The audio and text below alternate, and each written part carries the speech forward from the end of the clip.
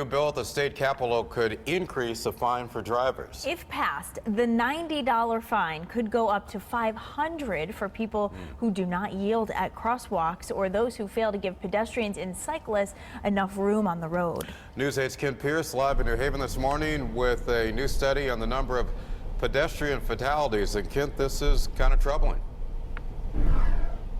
Good morning, Lauren, Keith. Yeah, it is. This study from the Governor's Highway Safety Association says that the number of pedestrians hit and killed just walking along streets like these has gone up by 10% in the past couple of years. The numbers are in for the first half of 2015, and when they're compared to the first half of 2014, the experts say we're looking at a 10% increase in pedestrians killed in motor vehicle crashes. That's nationwide. The percent of traffic fatalities that are pedestrians has been going up for years.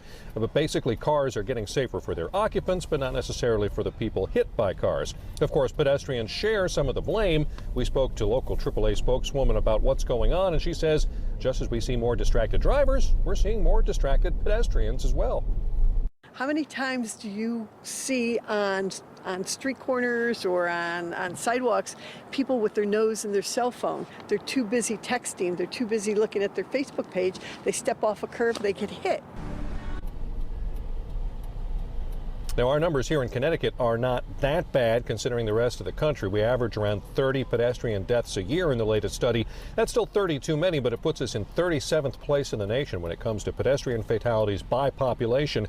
But it's the rising national numbers that have people very concerned. Connecticut's pedestrian fatalities actually dropped from the first half of 2014 to the first half of 2015. They only dropped from 16 to 15. That one doesn't represent anything all that statistically significant, but at least Connecticut does seem to be bucking the trend. Live in the Mobile Weather Lab in New Haven, I'm Kent Pierce. Back to you.